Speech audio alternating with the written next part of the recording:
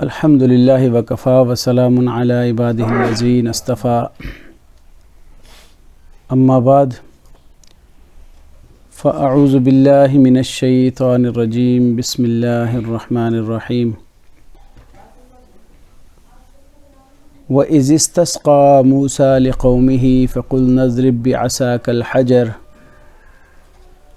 فانفجرت منه اثنتا عشرة عينا قد علم كل أناس مشربهم كلوا واشربوا من رزق الله ولا تعثوا في الأرض مفسدين صدق الله العظيم اللهم صل على سيدنا ومولانا محمد وعلى آل سيدنا ومولانا محمد وبارك وسلم وصل عليه.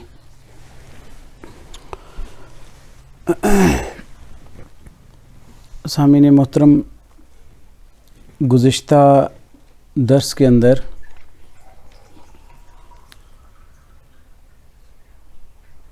بنی اسرائیل کے احوال پر مبنی جو گفتگو چل رہی تھی، اس میں نے عرض کیا تھا کہ تقریباً 15 رکوعوں تک بنی اسرائیل کے احوال کا تذکرہ ہے، اور یہ 15 رکوع کے اندر مختلف پہلوؤں سے بنی اسرائیل کا بیان ملے گا. جو پہلی قسم تھی، اس میں بنی اسرائیل پر کیے گئے انعامات 8 انعامات اور 2 ان کی سزاؤں کا ذکر تھا. گزشتہ درس میں 7 انعامات اور 1 سزا کا ذکر وہاں پہ ہو چکا، جس میں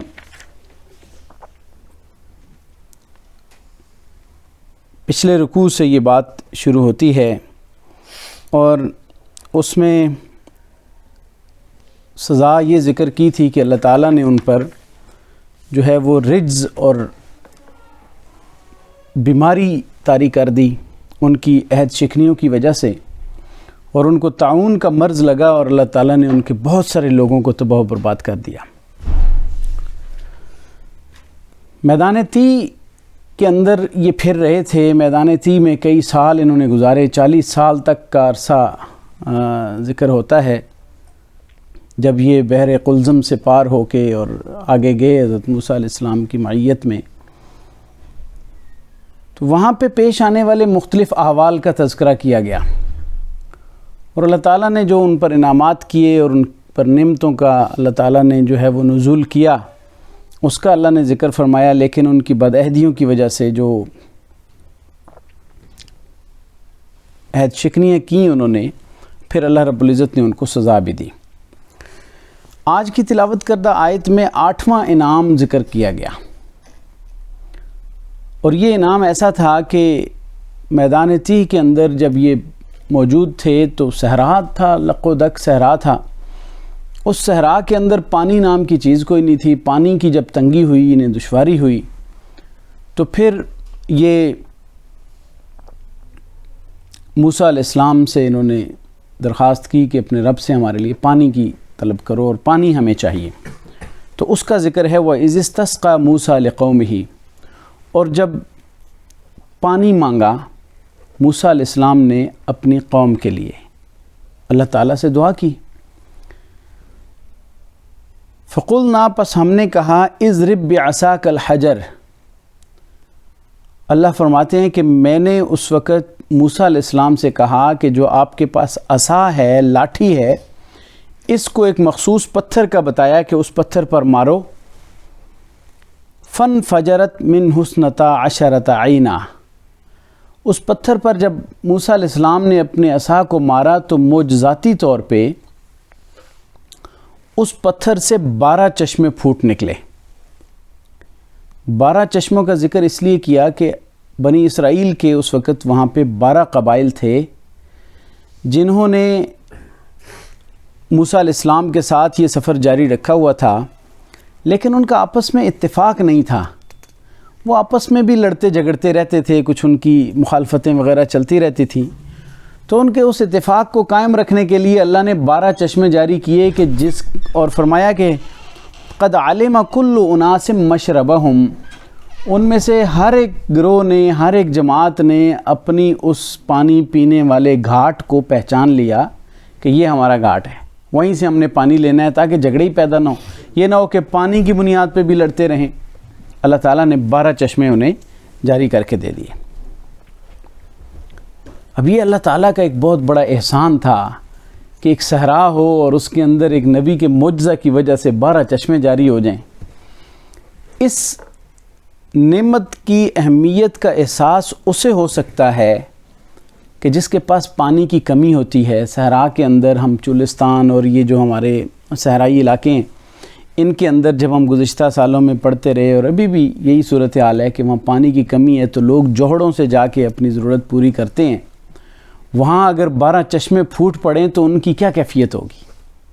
یہ کوئی معمولی سا واقعہ نہیں تھا، اور وہ صحرا جو مشرق وسطیٰ کے اس علاقے میں جہاں بالکل بڑے لمبے چوڑے صحرائی سلسلے ہیں، وہاں پہ 12 چشموں کا پھوٹ پڑنا یہ اللہ کی طرف سے ایک بہت بڑا انعام تھا۔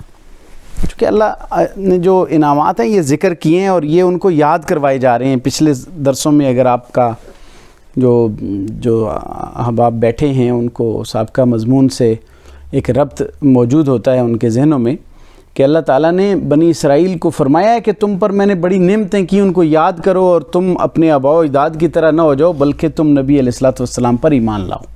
تو ایک یہ نعمت بھی یاد کروائی کہ دیکھو تمہارے اوپر اتنی بڑی نعمت کی، اتنا بڑا احسان کیا۔ اور نبی کا تو معجزہ ہوتا ہے، موسیٰ علیہ السلام کے اپنے اختیار میں نہیں تھا یہ پتھروں سے پانی نکالنا۔ یاد رکھیں، جو انبیاء علیہ السلام کے معجزات ہوتے ہیں یہ اللہ کی قدرت کاملہ سے نبی کے ہاتھ پہ ظاہر ہوتے ہیں۔ نبی کا اپنا اختیار معجزہ صادر ہونے میں نہیں ہوتا ہے۔ معجزہ کہتے ہی اسے ہیں جو اللہ تعالیٰ کی قدرت کاملہ کے ذریعے وہ اس پہ ظاہر ہوتا ہے۔ اب پانی آ گیا، اور پھر اس کے بعد اللہ رب العزت نے انہیں ایک ہدایت دے دی، ایک رہنمائی بھی دے دی کہ پانی پیو، اس سہولت سے فائدہ اٹھاؤ، کلو، کھاؤ، وشربو، اور پیو، من رزق اللہ، اللہ تعالیٰ کے رزق سے۔ کھانے کا سامان، پہلے وہ جو من اور سلوہ پچھلے درسوں میں ذکر ہوا تھا کہ بھنے ہوئے بٹیر، یا پھر جو ایسے بٹیر آتے تھے جو اپنے آپ کو ان کے حوالے کر دیتے تھے اور وہ ان کو پکڑ کے بھون کے کھا جاتے تھے، اور اسی طرح جو دانے کی شکل میں ان پر من اترتا تھا وہ کھا جاتے تھے۔ تو کھانے کا ذکر پہلے موجود ہے، پانی کا بندوبست یہ کر دیا۔ دونوں چیزیں اللہ نے قدرت کاملہ کے ذریعے ان پر لا کے پیش کر دی۔ اب یہی 2 مسائل دنیا کو درپیش ہیں آج کل۔ اللہ تعالیٰ نے ان کے مسائل وہاں پہ بغیر کسی خرچے کے پورے کر دیے۔ کسی IMF اور ورلڈ بینک کو بھی کہنے کی ضرورت محسوس نہیں ہوئی کہ ہماری مالی معاونت کرو، ہم تو اناج اور غلے سے معروف ہو گئے ہیں، کھانے پینے کا مسئلہ ہو گیا۔ تو اتنی بڑی نعمت دینے کے بعد اللہ نے فرمایا کہ کھاؤ اور پیو اللہ کے رزق میں سے، لیکن وَلَا تَعْثَوْا فِي الْأَرْضِ مُفْسِدِينَ، بس زمین میں فساد وغیرہ نہ کرو، فساد نہ پھیلاتے پھرو، کھاؤ پیو اللہ تعالیٰ کی طرف سے فراغت کے ساتھ کھاؤ۔ تو یہ نعمت تھی جو 8واں انعام اللہ رب العزت نے ان آیات کے اندر ذکر کیا بنی اسرائیل پر۔ اس کے بعد دوسرا جو عذاب ہے وہ بھی یہاں پہ ذکر کیا، یعنی اس نوع کے اندر، اس قسم کے اندر جو بنی اسرائیل کا تذکرہ چل رہا ہے، میں نے کہا کہ 8 انعامات اور 2 عذاب کا ذکر ہے، 2 قسم کی۔ اس کو تفسیری ٹرم کے اندر نعمت انعامات کو کہا جاتا ہے، اور نقمت ہوتی ہے جو عذاب کی شکل میں آتی ہے۔ تو عذاب، دوسرا عذاب، ان کو جو دوسری سزا ملی وہ کیا تھی؟ وَإِذْ قُلْتُمْ، یہ بھی اللہ نے یاد کروایا ان کو۔ وَإِذْ قُلْتُمْ، اور جب تم نے کہا، یا موسیٰ، اے موسیٰ علیہ السلام، لَن نَصْبِرَ عَلَىٰ طَعَامٍ وَاحِدٍ، کئی سالوں تک من اور سلوہ کھاتے کھاتے اب ان کے دل اکتا گئے کہ یہ خوراک تو ایک جیسی مل رہی ہے، تو جی بھر جاتا ہے نا۔ کچھ عرصہ گھروں میں بھی کوئی چیز ایک ہی جیسی پیدا ہو تو کیا ہوتا ہے، بندہ کہتا ہے کوئی بدل دو، کوئی مینیو بدل دو، یا اس طریقے سے۔ تو ان کا بھی مینیو بدلنے کا موڈ آیا، بجائے اس کے کہ وہ اللہ تعالیٰ کی اس نعمت کا شکر ادا کرتے کہ وقتی طور پہ اللہ نے انہیں وہاں پہ رکھا تھا، اور ان کو آپشن دیے تھے کہ تم اس طرح کرو کہ تم غلامی کی زندگی ترک کرو، تم جاؤ اپنے قریبی علاقے کے اندر جہاد کرو، ان سے فتح حاصل کرو اور آزادی کے ساتھ رہو، سب کچھ کھاؤ پیو۔ یہ تو صحرائی زندگی کے لیے ایک بندوبست تھا نا۔ تو انہوں نے کیا کیا کہ وہ جہاد کر کے علاقہ لینے سے تو انکاری ہو کے بیٹھ گئے۔ اللہ نے پھر انہیں میدان تی کے اندر سرگرداں پھرایا اتنا عرصہ، یعنی جہاد سے تو انکاری ہو گئے، آزادی لینا یا جہاد کر کے ملک فتح کرنا اور اس میں آزادی کے ساتھ زندگی بسر کرنے کو تو کمپرومائز کر لیا۔ تو اس سے پہلے انہوں نے یہ وہاں کی اس نعمت کے بارے میں بھی یہ اظہار شروع کر دیا کہ ہمیں تو اپنا لن نصبر، ہم ہرگز صبر نہیں کر سکتے اللہ طعام واحد، ایک کھانے پہ، ایک طرح کے کھانے پہ۔ فادع لنا ربک، ہمارے لیے اپنے رب سے دعا کرو، ہمارے لیے اپنے رب سے دعا کرو۔ موسیٰ علیہ السلام سے کہا جا رہا ہے۔ اس سے مفسرین نے یہ نکتہ بھی لکھا ہے کہ کسی نیک آدمی کو اپنے لیے دعا کروانے کا کہنا کوئی حرج کی بات نہیں ہے، کیونکہ انبیاء علیہ السلام اللہ تعالیٰ کے مقرب بندے ہوتے ہیں، تو ان کو دعا کے لیے کہنے میں کوئی حرج کی بات نہیں ہے۔ نبی کریم صلی اللہ علیہ وسلم کے پاس بھی صحابہ کرام آتے تھے اور عرض کرتے تھے یا رسول اللہ میرے لیے دعا کر دیں۔ بلکہ جب آپ صلی اللہ علیہ وسلم کی وفات ہو گئی اور اس کے بعد ایک دفعہ کوئی قحط سالی کا دور آیا، تو قحط سالی کے دوران یہ ہوا کہ لوگ آئے اپنی پریشانی کے عالم میں فریاد لے کے، اور نبی کریم صلی اللہ علیہ وسلم موجود نہیں تھے، پہلے تو ان سے دعا کروا لیا کرتے تھے۔ تو آپ علیہ السلام کے چچا کے پاس آئے، اس وقت وہ حضرت عباس رضی اللہ تعالیٰ عنہ بڑے سینئر صحابی بھی تھے، اور آپ صلی اللہ علیہ وسلم کے چچا ہونے کا شرف بھی حاصل تھا انہیں۔ تو ان سے کہا کہ جب ہمیں مشکل پیش آتی تھی تو ہم نبی کریم صلی اللہ علیہ وسلم سے دعا کروایا کرتے تھے، تو اب آپ ہمارے اندر موجود ہیں تو آپ ہمارے لیے دعا کریں تاکہ اللہ تعالیٰ ہماری جو ہے وہ مشکل کو دور کرے اور ہمیں بارش عطا فرمائے۔ تو اس سے شخصی جو توسل ہے یا شخصی وسیلہ ہے، علماء نے ان حدیثوں کے بعد یہ لکھا کہ کسی شخصیت کو بطور وسیلہ کی بجائے اس کی دعا کو بطور وسیلہ استعمال کر لو۔ یہ ایک بہترین عمل ہے کہ بھئی کسی کو دعا کے لیے کہہ دیا جائے، وسیلے شسیلے کے جھگڑے ہی ختم ہو جاتے ہیں۔ کسی بزرگ کے لیے بزرگ سے کہہ دینا جو صحیح باشرہ نیک انسان ہے، اس کو دعا کے لیے کہہ دینا، یہ مسنون عمل ہے۔ آپ صلی اللہ علیہ وسلم کی اجازت بھی موجود ہے اور آپ اس کو پسند فرمائے، بلکہ آپ کی تعلیمات کا خلاصہ یہ ہے اس حوالے سے کہ ایک مومن کی دوسرے مومن کے حق میں ایون زیادہ دعا قبول ہوتی ہے۔ ایک مومن کی دعا دوسرے مومن کے حق میں بھی زیادہ قبول ہوتی ہے، اسی لیے ایک دوسرے کے لیے دعائیں کیا کرو۔ حضرت عمر فاروق رضی اللہ تعالیٰ عنہ عمرہ کرنے کے لیے تشریف لے جانے لگے تو آپ صلی اللہ علیہ وسلم نے انہیں یہ فرمایا کہ اے لا تنسانی فی دعائک یا اخیہ، اے میرے پیارے بھائی، میرے چھوٹے بھائی، مجھے اپنی دعاؤں میں نہ بھول جانا۔ یعنی کسی عمرے اور حج پہ جانے والے بندے سے دعا کا کہنا بھی سنت عمل ہے، اس حدیث سے پتہ چلتا ہے کہ حضرت عمر کو کون فرما رہے ہیں؟ رسول اللہ صلی اللہ علیہ وسلم، کہ میرے لیے دعا کرنا بھائی۔ تو دعا کرنا جو ہے نا یہ مسنون عمل ہے، اور دعا اللہ سے کی جاتی ہے، اور پوری عبادات کا مغز اور نچوڑ ہی دعا ہے۔ سب سے اعلیٰ درجے کی عبادت کیا ہے؟ دعا ہے۔ دعا کا مطلب ہے پکارنا، اور پکارنا خالص اللہ کو، یہ سب سے بڑی عبادت ہے جس کے اندر ہمارے غلط فہمیاں ہی نہیں ختم ہو رہی ہیں آج تک۔ کسی کو پکارنا ہم سمجھتے ہیں کہ بس پکار لیا ہماری حاجت پوری ہوگی، وہ تو دعا ہے، اور دعا عبادت ہے، اور ہم کسی اور کی عبادت پہ لگے ہوتے ہیں، ہمیں پتہ ہی نہیں چل رہا ہوتا۔ تو عرض کرنے کا مقصد ہے کہ انبیاء علیہ السلام سے دعا کرنے کی بات یہ ہمیں ملتی ہے، اور آپ صلی اللہ علیہ وسلم کی تعلیمات سے بھی اس کا پتہ چلتا ہے۔ تو انہوں نے کہا جی کہ فادع لنا ربک، ہمارے لیے اپنے رب سے دعا کیجئے، یخرج لنا، ہمارے لیے وہ نکالے، ہمیں وہ عطا کرے، مما تنبت الارض، جو کہ زمین اگاتی ہے، زمین کی جو ہے نا پیداوار، اس کے بارے میں فرمایا کہ وہ ہمیں چاہیے۔ اور اس میں کیا چیزیں تھیں؟ وہ چیزیں تھیں جو وہ آلریڈی بھی کھاتے پیتے رہے تھے، وہ چیزیں یاد آ رہی تھیں انہیں۔ یعنی جب وہ مصر میں تھے تو صاف ظاہر ہے ان کی لائف میں جو چیزیں استعمال ہوتی تھیں انہیں یاد آنے شروع ہو گئے ذائقے۔ تو وہ کہتے ہیں جو زمین اگاتی ہے، من بقلہا، سبزیاں، ترکاری، ویجیٹیبلز، وقصائہا، اور ککڑی، یہ جو کھیرا ککڑی وغیرہ اس طرح کی چیزیں، وہ ایک ایک چیز کی جنس ذکر کی جا رہی ہے. وفومہا، اور لہسن، اس کے دو معنی بیان ہوتے ہیں. گندم بھی، گیہوں بھی اس سے مراد ہے. فوم گیہوں کو بھی کہتے ہیں اور لہسن کو بھی کہتے ہیں. اور ہم طلباء کو یاد رکھنے کے لیے، یہ ان کے الفاظ کے معنی کو یاد رکھنے کے لیے ہم کہہ دیا کرتے ہیں کہ فوم اور تھوم ایک ہی وزن کی چیزیں ہیں. تو لہٰذا آئندہ یہ یاد رکھو کہ جس کو ہم تھوم کو لہسن کہتے ہیں تو تھوم اور فوم ایک ہی چیز ہے. تو فومہا، انہوں نے لہسن مانگا.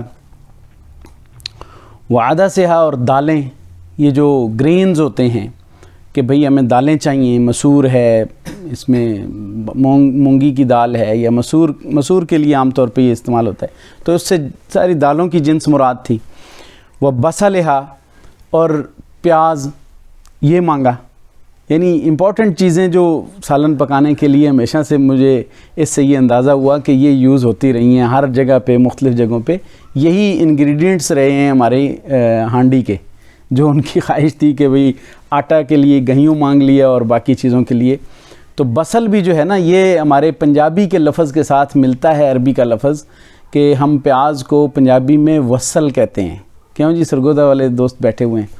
تو وصل اور بصل کا لفظ، یہ لینگویجز میں بڑی چیزیں آپس میں مماثلت ہوتی ہے، تو وہ ملتی جلتی ہوتی ہیں چیزیں. تو یہ بصلہا اور پیاز مانگا. تو قال، موسیٰ علیہ السلام نے فرمایا، اتستبدلون الذی هو ادنی، کیا تم گھٹیا چیزوں کا تبادلہ کرتے ہو بالذی، ان چیزوں کے ساتھ، ہوا خیر، جو بہتر ہیں. یعنی بہتر چیزیں کیا ہیں؟ ہمارا جو من اور سلوا آ رہا ہے وہ بہتر ہے. اور اسی طریقے سے جو لڑ کے آزادی لے کے ایسی قوم، ایسے ملک کے اندر جا کے اپنا ملک حاصل کر کے یہ سارے وسائل وہاں پہ اختیار کیے جائیں تو وہ بہتر ہے. تم اس کو چھوڑ کے تو بس تم کہتے ہو جی کہ ٹھیک ہے ہمیں بس یہیں پہ وہ ملتی رہیں یہ چیزیں اور یہ.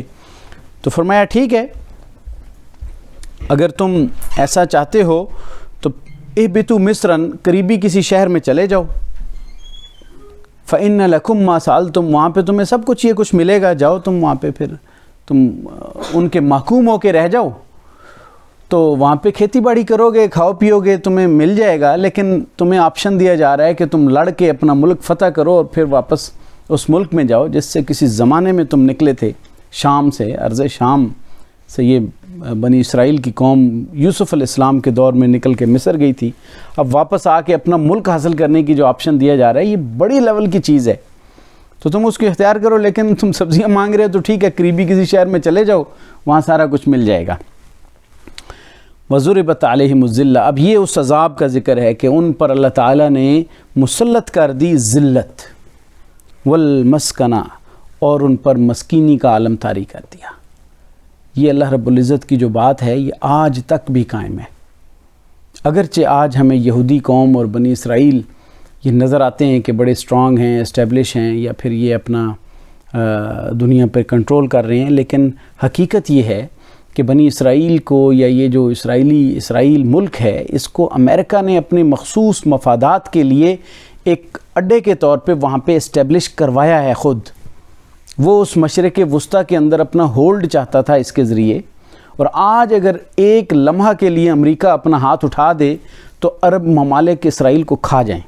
لیکن چونکہ اسرائیل کا کوئی بات آتی ہے تو اس کو ڈائریکٹ اون کرتا ہے امریکہ، تو ان پر ہمیشہ سے ذلت اور رسوائی مسلط کی گئی.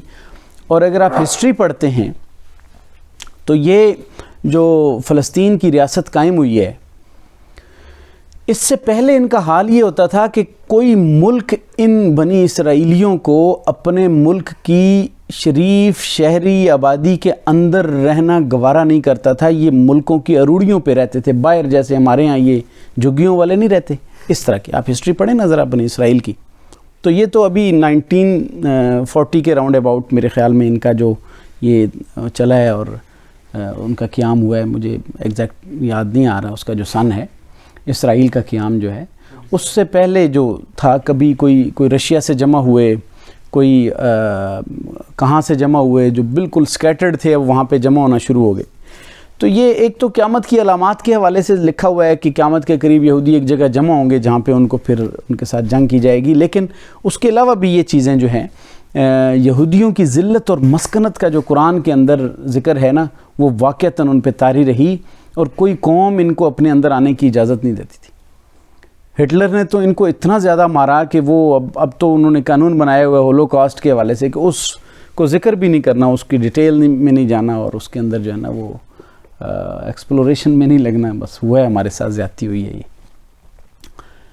تو وجہ کیا تھی آخر کہ یہ اتنے شریر ہوتے تھے, کسی قوم میں جا کے فتنہ اور فساد پھیلا دیتے تھے اور ان کے اندر جو ہے نا وہ جب یہ چلے جاتے تھے تو بس پھر وہ قوم ڈسٹرب ہو جاتی تھی. تو یہ کئی سالوں کے نتائج کے بعد اکثر قوموں نے یہ فیصلہ کیا کہ ان کو اپنے اندر نہ رہنے دو. یہ وہ ذلت اور مسکنت ہے جو نبیوں کے جو ہے نا وہ اولادیں ہونے کے باوجود انہوں نے جو بد عہدیاں کیں اور اللہ تعالیٰ کے احکام کو توڑا اور شرک میں ڈوبے رہے, باوجود اتنے انبیاء آنے کے اور ان کے آگے پھر ذکر کیا کہ نبیوں کو بلکہ قتل کرتے رہے. بہت زیادہ انبیاء علیہ السلام کو انہوں نے شہید کیا ہے. تو ایسی شریر قوم یہ بنی. تو اللہ رب العزت نے نبی پاک صلی اللہ علیہ وسلم کے دور میں جو یہودی تھے ان کو بار بار یہ باتیں یاد کروائیں کہ اب بھی تم اگر باز آ جاتے ہو تو تمہارے لیے بچت کی کوئی صورت ہے, ورنہ تمہارا تو یہ انجام اللہ رب العزت نے ذکر کیا ہوا ہے. تو فرمایا ضربت علیہم الذلۃ والمسکنہ, ان پر ذلت اور مسکنت کو طاری کر دیا. وباؤوا بغضب من اللہ, اور اللہ تعالیٰ کا غضب اور غصہ ان پہ جو ہے نا وہ آیا اور انہوں نے گویا کہ اس کو وہ کھینچ کے لے کے آئے. ذالک بانہم کانوا یکفرون بآیات اللہ, یہ کس وجہ سے تھا یہ اللہ کا غضب اور ان پر ذلت اور مسکنت؟ اس کی وجہ کیا تھی؟ ذالک بانہم کانوا یکفرون بآیات اللہ, کہ یہ اللہ کی آیات کا انکار کرتے تھے. اللہ نے توحید تمام نبیوں کے ذمہ لگائی, توحید کی دعوت سب نبیوں کو دی, تو یہ اللہ کی ان آیات کا انکار کرتے تھے. توحید کی جو دعوت ہے یہ تمام انبیاء علیہ السلام کو اللہ تعالیٰ نے توحید کی دعوت بنیادی طور پر دی ہے. قرآن مجید میں ایک اور جگہ ارشاد ہے وَمَا أَرْسَلْنَا مِن قَبْلِكَ مِن رَسُولٍ إِلَّا نُوحِي إِلَيْهِ أَنَّهُ لَا إِلَهَ إِلَّا أَنَا فَاعْبُدُونِ, کہ ہم نے جتنے بھی رسول بھیجے ہیں ان پر یہ وحی ضرور کی ہے کہ میرے علاوہ کسی اور کی عبادت نہیں کرنی, تمہارا کوئی اللہ کے علاوہ کوئی معبود نہیں ہے, بس میری ہی عبادت کرو. یہ تمام نبیوں کے جو ان پر پیغام آتا تھا بنیادی پیغام یہ ہوتا تھا. اسی پیغام کو پھیلانے کے لیے, کیونکہ انسانیت کی تباہی اللہ نے رکھی ہے جب وہ ایمان کے اندر خالق کی پہچان چھوڑ دے گا اور خالق کے ساتھ مخلوق کو شریک ٹھہرانا شروع کر دے گا.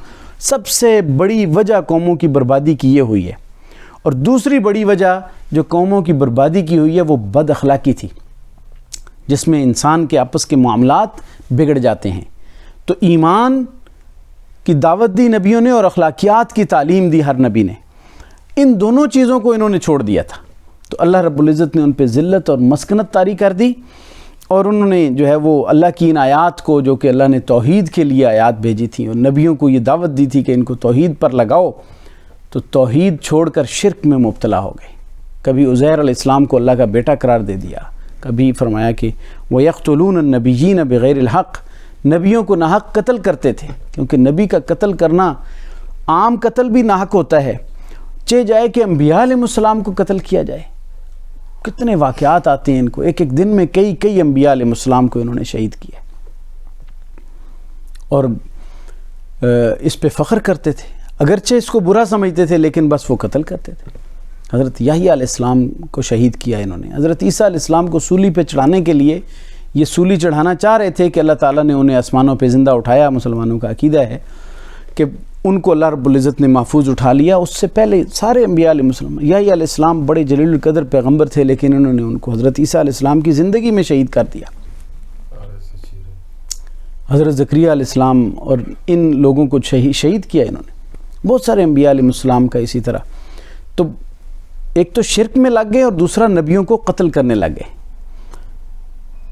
تو فرمایا ذالک بما عصوا, یہ اس وجہ سے ہے کہ انہوں نے نافرمانی کی. وکانوا یعتدون, اور وہ حد سے بڑھ جانے والے ہو گئے, حد سے بڑھنے والے ہو گئے, انہوں نے زیادتی شروع کر دی. تو جب کوئی قوم حد سے بڑھ جاتی ہے، جب کوئی قوم زیادتی کرتی ہے، جب کوئی قوم غلو میں چلی جاتی ہے، انتہا پسندی میں چلی جاتی ہے، افراط اور تفرید کا شکار ہو جاتی ہے کہ کہیں حد سے بڑھ گئے، کہیں حد سے کم ہو گئے، تو پھر تباہی اور بربادی اس قوم کا مقدر بن جاتی ہے۔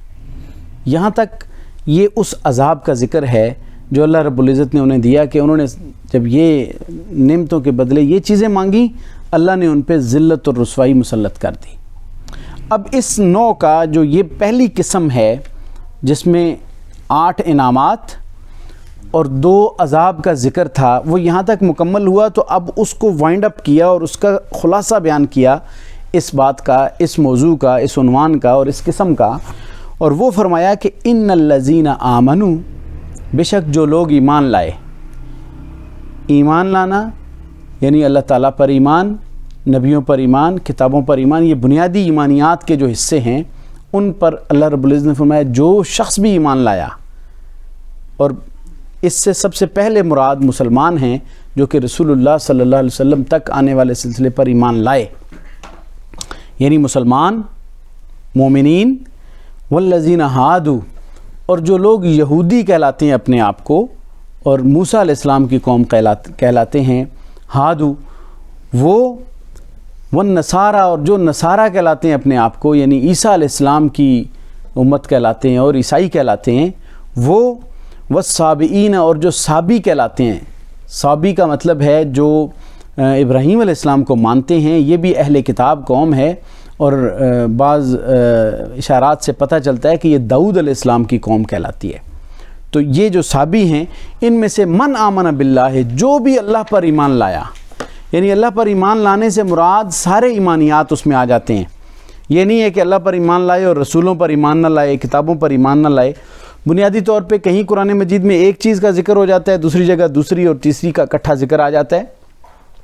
یہاں پہ ذکر آیا بنیادی طور پہ ایمان باللہ کا، اللہ پر ایمان لایا، یعنی اللہ تعالیٰ پر ایمان لانے کے بعد اس کے تقاضوں کو پورا کیا۔ جو اللہ پر ایمان کامل لے آئے گا تو کیا اللہ پر جو کامل ایمان لانے کے بعد اللہ کے کہنے کو نہیں مانے گا؟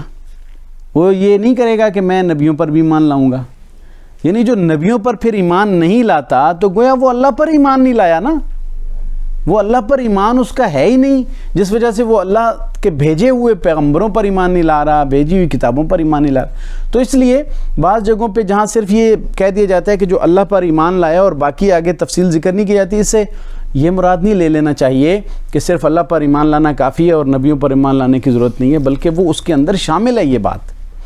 اور آگے فرمایا والیوم الآخر، اور آخرت کے دن پر جو ایمان لایا۔ اب بیسیکلی اللہ پر ایمان لایا کے اندر یہ بات مکمل ہو جاتی ہے کہ آخرت پر بھی ایمان۔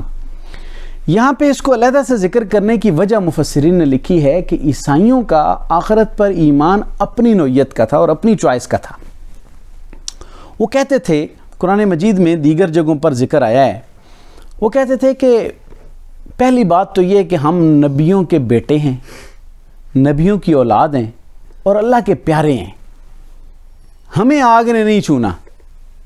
نحن ابناء اللہ و احباؤہ، ہم تو اللہ کے بیٹے ہیں اور اللہ کے پیارے ہیں، ہمیں آگ نے لن تمسنا النار الا ایاما معدودات، ہمیں تو آگ نے چھونا نہیں ہے مگر گنتی کے چند دن، اگر ہوا بھی تو تھوڑے سے شاید ہمیں کوئی ملے بس۔ اللہ نے جگہ جگہ قرآن مجید میں اس کا جواب دیا کہ کیا تم نے مجھ سے اس کا کوئی عہد لے رکھا ہے کہ جو تم کہتے پھرتے ہو؟ تو یہ مس کنسیپٹ ہوتا ہے ہمیشہ سے کہ ہم تو جی بڑے متبرک مقدس ہستیوں کی اولادیں ہیں، ہمیں کچھ کرنے کی ضرورت نہیں ہے، ہم جن کی اولادیں ہیں وہ ہمیں لے کے ساتھ ہی جنت میں چلے جائیں گے اور ہمیں چھڑا لیں گے۔ کہیں تو وہ پچھلے جو جب شفاعت کی بات آئی تو میں نے عرض کیا کہ وہاں پہ ان کا یہ کانسیپٹ بھی ہوتا ہے کہ اللہ سے ہمیں زبردستی چھڑا کے لے جائیں گے، جس کو شفاعت قہریہ کا نام دیا جاتا ہے کہ وہ تو زبردستی چھڑا لیں گے اللہ تعالیٰ سے۔ اللہ نے تو قرآن میں جگہ جگہ ایسی شفاعت کا رد کیا ہے، من ذا الذی یشفع عندہ الا باذنہ، ہے کون جو اللہ کے سامنے اس کی اجازت کے بغیر شفاعت کے لیے لب کھول سکے؟ کائنات میں نبی پاک صلی اللہ علیہ وسلم سے بڑھ کر اللہ کو کوئی ہستی محبوب نہیں ہے، اور نبی پاک صلی اللہ علیہ وسلم کا جب شفاعت کی تذکرہ آتا ہے اور شفاعت کے باب میں بات آتی ہے تو دو باتیں بڑی امپورٹنٹ ہیں جو اس کی سمجھنے والی ہیں. ایک تو یہ کہ آپ نے شفاعت کے اکثر ابواب میں یہ ذکر کیا وہیہ، یہ شفاعت میری اس شخص کے لیے ہوگی من ماتا، جو اس حالت میں مرا کہ لا یشرک باللہ شیئا، کہ اللہ کے ساتھ ذرہ بھر بھی شریک نہیں ٹھہراتا ہوگا، شرک نہیں کرے گا کسی طرح کا بھی. اس میں ذمہ داری عائد ہوگی کہ اگر نبی علیہ الصلوۃ والسلام کی شفاعت حاصل کرنے کی خواہش ہے نا، تو زندگی بھر احتیاط کے ساتھ شرک کا مطالعہ کیا جائے، شرک کے مفہوم کو سمجھا جائے، توحید کی تفصیل سمجھی جائے، اور اپنا محاسبہ کیا جائے کہ بھئی کیا کہیں میں توحید میں کمزور تو نہیں ہوں، شرک کے کسی شعبے کا حصہ تو نہیں بنا پڑا، جانتے ہوئے یا نہ جانتے ہوئے مجھ سے کہیں شرک کا ارتکاب تو نہیں ہو رہا. یہ ہماری رسپانسبلٹی میں بات آ جاتی ہے. اب ایک بات.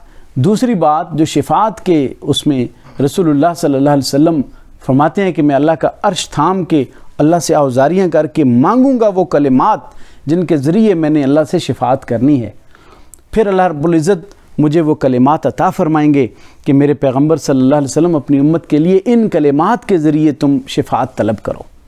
تو نبی علیہ الصلوۃ والسلام بھی اللہ کے حضور دعا گو رہ کر ہمارے لیے شفاعت کے لیے کچھ کلمات سیکھیں گے. ہم نے یہاں پہ یہ کانسیپٹ بنائے ہوئے ہیں کہ ہم تو بھائی فلاں کی اولادیں ہیں اور فلاں ہے کہ نہیں ہے یہ کانسیپٹ. وہ تو یہ تو جی پیرانیاں بلیاں بھی جنت ٹر جانی ہیں، پیروں کی گائیں بھی جنت میں چلی جائیں گی، ایسے ایسے کانسیپٹ بنائے ہوئے ہیں. ہاں، 7ویں پشت تک بخشش ہو گئی ہے ان کی. یقین جانیں اس کانسیپٹ نے ہمارے عمل کو اتنا کمزور کیا ہے، ہماری دینداری کے کانسیپٹ کو اتنا کمزور کیا ہے، ہماری پبلک کے ایمان، ہماری پبلک کی عزت اور ناموس اور ان کے پیسوں اور مال و دولت کو اس قدر تباہ کیا ہے کہ شاید ہی کسی اور چیز نے اتنا نقصان پہنچایا ہو. یہ جو دینی تقدس کے نام پہ بڑی بڑی گدیوں پہ بیٹھے ہوئے مال اور عزت اور اس کے جو ہوس کے جو پیاسے بیٹھے ہوتے ہیں، وہ اسی نام سے جو دین کا نام لے کے کہ ہم بڑی فلاں کے جو آ رہے ہیں، جو اولادیں ہیں ان کی، تو اس پہ وہ لوگوں کا ایمان تباہ کر رہے ہوتے ہیں. ان سے بچنا بہت ضروری ہے. قرآن مجید نے ہمیں قیامت تک کے احوال کی خبر دی ہے، کہیں بات اشارے میں کی، کہیں اصول کے طور پر کی، کہیں وضاحت کے طور پر کی. اگر ہم نہیں سمجھتے تو ہمارا اپنا قصور ہے. پھر اگر کسی کو کوئی چونا لگتا ہے، کسی کو کوئی نقصان ہوتا ہے، تو قرآن نے تو سب کچھ بتا دیا ہے نا. پھر ہم خود ہی اس ہلاکت میں اپنے آپ کو خود ڈال رہے ہیں. اس میں اللہ رب العزت نے تو ہم پہ ہر چیز کھول کے بیان فرما دی ہے. تو فرمایا کہ جو وہ کہتے تھے کہ ہم نبیوں کی اولاد ہیں، ہمیں تو آگ نے چھونا نہیں ہے، ہم تو بڑے پیارے ہیں اللہ کے. تو اللہ نے ایک تو ان کا یہ رد کیا، اور دوسرا یہاں پہ جو بیان ہوا کہ وہ آخرت پر ایمان لائے اس طرح جیسے آخرت کا تصور قرآن نے دیا ہے. جو رسول اللہ صلی اللہ علیہ وسلم نے آخرت کا کانسیپٹ دیا کہ وہاں پہ یہ نہیں چلے گا کہ میں فلاں کی اولاد میں سے آ گیا ہوں. نبی کریم صلی اللہ علیہ وسلم اپنی بیٹی فاطمہ رضی اللہ عنہا سے فرما رہے ہیں کہ میری بیٹی عمل کرنا، عمل تمہیں تمہارے اعمال نے بچانا ہے، اپنے اعمال کی بدولت اللہ کے سامنے پیش ہونا ہے. ہم یہاں پہ ہم کس باغ کی مولی ہیں، ہم کس درجے کے لوگ ہیں کہ ہم اپنے آپ کو کہتے پھریں کہ جی ہم تو فلاں گدی کے لوگ ہیں، فلاں گروپ کے لوگ ہیں، لہذا ہم تو خود بخود پار ہو جائیں گے. ایسا نہیں ہے. یہ اسلام عمل کا دین ہے، عمل کا دین ہے. یہاں پہ یہ تصوراتی باتیں نہیں چلیں گی. یہاں پہ کوئی ایک دن میں جا کے کسی دروازے سے پار ہو کے آ گیا تو وہ جنتی نہیں ہو جائے گا. صحابہ اکرام کے پاس ان سے بڑے بڑے دروازے تھے، وہ تو کبھی کسی دروازے سے نہیں گزرے. ہمارے ہاں ادھر پاک پتن صاحب کا دروازہ کھلتا ہے، لوگ شہید ہوتے ہیں، جا کے نیچے کہتے ہیں جی ہم شہید ہو رہے ہیں. وہ اپنے آپ کو وہاں پہ گزارنا چاہتے ہیں کسی طریقے سے کہ بھئی یہ جو آسان ترین جنت ہے نا، یہ ہمیں بھی مل جائے. صحابہ اکرام نے اپنی پشتوں پہ سے کپڑا اٹھا کے دکھاتے تھے رسول اللہ صلی اللہ علیہ وسلم کو کہ یا رسول اللہ کوئلوں پر لٹایا ہے، اور یہ گڑھے جو بنے ہوئے ہیں نا، ہماری چربی اور خون سے وہ انگارے بجھیں. تو آپ علیہ الصلوۃ والسلام پھر ان کو حوصلہ دیا کرتے تھے کہ پہلی قوموں کو اس سے بھی بڑی تکلیفیں ملی ہیں، ہم ان تکلیفوں کو لیے بغیر چاہتے ہیں کہ ایک دروازے سے گزریں گے اور جنت مل جائے گی. اقبال نے بڑے پیارے انداز سے کہا ہے کہ یہ شہادت گہے الفت میں قدم رکھنا ہے، لوگ آسان سمجھتے ہیں مسلمان ہونا کوئی آسان کام ہے. حسب الناس ان یترکوا، کیا لوگوں کا گمان ہے کہ انہیں چھوڑ دیا جائے گا؟ وہم لا یفتنون، انہیں آزمایا نہیں جائے گا اس بات پہ کہ انہوں نے کہا جی ہمارا رب اللہ ہے. آزمایا جائے گا. تو یہ آسان جو شارٹ کٹس کی تلاش میں لگے رہتے ہیں نا ہم لوگ، اس نے عمل کو دور کیا ہے. عمل سے زندگی بنتی ہے، جنت بھی جہنم بھی. یہ خاکی اپنی فطرت میں نہ نوری ہے نہ ناری. اور بے عمل دل ہو تو جذبات سے کیا ہوتا ہے، دھرتی بنجر ہو تو برسات سے کیا ہوتا ہے. ایسے ہی شعر یاد آ گیا عمل پہ. بے عمل دل ہو تو جذبات سے کیا ہوتا ہے، دھرتی بنجر ہو تو برسات سے کیا ہوتا ہے عمل لازمی تکمیل تمنا کے لیے، ورنہ رنگین خیالات سے کیا ہوتا ہے. پریکٹیکلی، یہ پریکٹیکل دین ہے ہمارا. صحابہ اکرام کو جنگیں کرنے کی کیا ضرورت تھی؟ وہ ایک خوبصورت سا دروازہ بنا لیتے اور ادھر سے گزرتے رہتے کہ لو جی ہمارا کام ہو گیا ہے. کتنی بڑی ہستیاں تھیں، پوری دنیا کے ولی مل جائیں، ایک صحابی کے پاؤں کی خاک کو نہیں پہنچ سکتے، اور وہ مارے کھا رہے ہیں، وہ تکلیفیں اٹھا رہے ہیں، وہ مشقتیں اور فاقے برداشت کر رہے ہیں، وہ عبادات میں ساری ساری رات کھڑے رہتے ہیں. خود سرور کائنات صلی اللہ علیہ وسلم ساری ساری رات عبادت میں کھڑے ہیں. پاؤں پہ ورم آ جاتا، یہاں پہ نشانات بن گئے تھے آنسوؤں کی وجہ سے. اور حضرت عائشہ رضی اللہ عنہ پوچھتی ہیں یا رسول اللہ صلی اللہ علیہ وسلم، آپ تو بخشے بخشائے ہیں، سرور کائنات ہیں، آپ کو کیا ضرورت ہے کہ آپ اتنا زیادہ مشقت کرتے ہیں؟ تو رسول اللہ صلی اللہ علیہ وسلم فرماتے تھے کہ کیا میں اللہ کا شکر گزار بندہ نہ بن جاؤں؟ جب نبی علیہ الصلوۃ والسلام اتنی مشقتیں کرتے ہیں، بھئی ضرورت تھی نبی علیہ الصلوۃ والسلام کو اگر یہ بات سمجھی جائے کہ اپنے دندان مبارک شہید کروائیں، بیٹیوں کو طلاقیں ہو گئیں، پتھر کھا کھا کے لہو سے جوتے مبارک بھر گئے. ان کے تو کوئی دروازے ایسے نہیں تھے کہ جن پہ جائیں اور ابراہیم علیہ السلام کا ایک دروازہ بنا لیتے کہ ہمارے جد امجد کا دروازہ ہے، ادھر سے پار ہو جاؤ تو سارے جنتی ہو جاؤ گے. ہمیں شارٹ کٹس پہ لگا دیا جاتا ہے. میرے خیال میں امت مسلمہ کی اس وقت جو تنزلی ہے، اس کا سب سے بڑا سبب یہ ہے کہ وہ عمل کی دنیا سے دور ہو کے خیالات کے اندر اور رنگ برنگے جو ہے نا لیبلز، رنگ برنگی برانڈز اور کیٹیگریز کے ذریعے جنت میں جانا چاہتے ہیں. ایسا نہیں ہوتا، یہ جنت ایسے نہیں حاصل ہوتی. اللہ نے ان ساری قوموں کا ذکر کر کے فرمایا کہ سب لوگ جب یوم آخرت پر بھی ایمان لائیں گے، اللہ پر بھی ایمان لائیں گے، وعامل صالحاً اور نیک اعمال کریں گے، تو پھر فلہم اجرہم عند ربہم، ان کے لیے اجر ہے ان کے رب کے پاس. ولا خوف علیہم ولا ہم یحزنون، نہ ہی ان کو کوئی خوف ہوگا اور نہ ہی وہ کوئی غمگین ہوں گے. یعنی یہ جو مختلف مذاہب کا ذکر کیا، یہودی ہیں، عیسائی ہیں، صابی ہیں یا مومن ہیں، جب یہ ایمان لائیں گے یا رسول اللہ صلی اللہ علیہ وسلم پر ایمان لے آئیں یہ سب لوگ اور نیک اعمال کریں، کامیاب. اپنے دور میں جنہوں نے اپنے نبی پر ایمان لے کے آئے اور صحیح تعلیمات پہ عمل کرتے رہے، تو اللہ رب العزت ان کی بھی کامیابی کا یہاں پہ گویا کہ ارشاد ہو رہا ہے کہ جو بھی ایمان لایا وہ کامیاب ہوا اس دور میں. اب رسول اللہ صلی اللہ علیہ وسلم تشریف لا چکے ہیں، آخری نبی ہیں، آپ کی تعلیمات پہ عمل کرنا اور آپ پہ ایمان لانا اب لازم ہو چکا ہے. اس لیے اب یہ کوئی گنجائش نہیں ہے کہ کوئی اس سے فرار اختیار کر کے کہے جی میں تو عیسیٰ علیہ السلام کی قوم کا ہوں، میں تو جو ہے وہ بنی اسرائیل اور مقدس لڑی میں سے ہوں، نبیوں کی اولاد میں سے ہوں. نہیں، اب جو بھی کامیابی چاہتا ہے رسول اللہ صلی اللہ علیہ وسلم کی تعلیمات پہ عمل کرے گا، آپ پہ ایمان لائے گا تو وہ کامیابی ہے، ورنہ وہ کامیابی نہیں ہے. یہاں اس گویا کہ جو پہلی قسم ہے جو بنی اسرائیل کے تذکرہ کی نوع اول پہلی قسم جس میں انعامات اور عذابات کا ذکر ہے، اس کو وائنڈ اپ کیا یہاں تک اس آیت میں.